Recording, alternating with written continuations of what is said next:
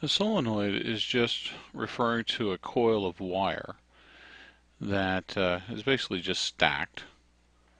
And so in this picture A, you notice that the coil is fairly loose. There's space in between. And you can see the magnetic fields as they go through and around this coil and how they interact. You get a number of these magnetic field lines through the center, and they're kind of bumpy, but they get concentrated inside here. And as we put these wires closer and closer together, you get a more linear looking magnetic field. Very concentrated, all the lines seem to be moving in the same general direction, parallel to each other. So let's look at how we can use Ampere's law to come up with the formula for the magnetic field inside a solenoid.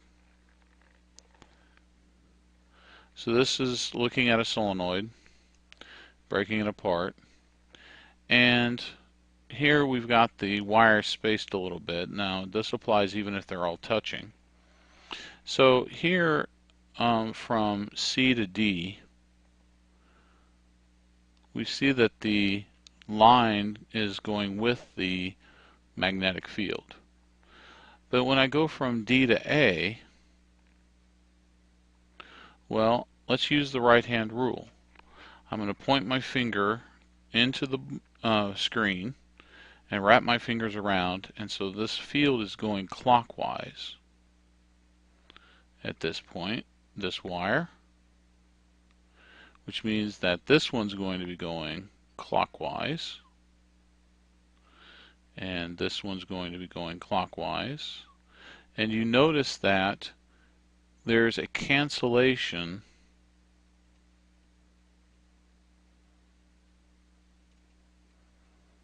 of the magnetic field in between these wires. And if there's a cancellation here, then this is a cancellation.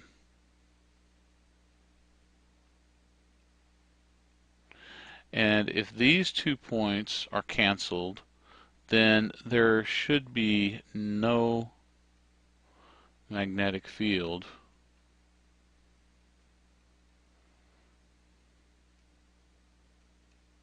in this outer section of the Ampere contour. And so the only contribution that I have is inside this solenoid. So I'm going to write my Ampere's law.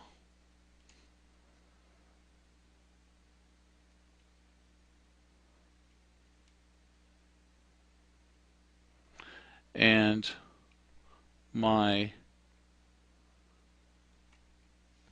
enclosed current is going to be a number of these currents. So I'm going to leave it general, and I'm going to have mu naught times the number of loops times the current. And this is just my magnetic field times L, the length. So my magnetic field strength is equal to mu naught times the number of loops times the current divided by L.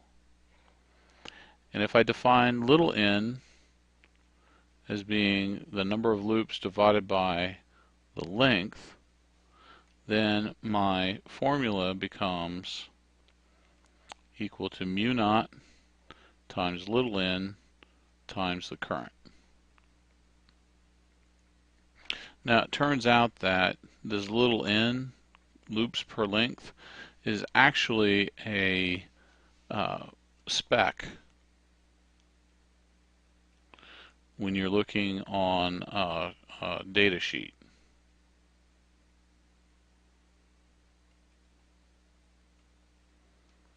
they'll give you this N value.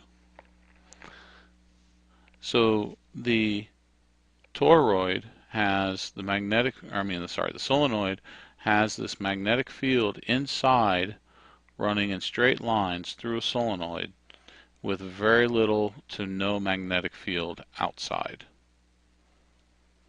and right next to the outside of the solenoid.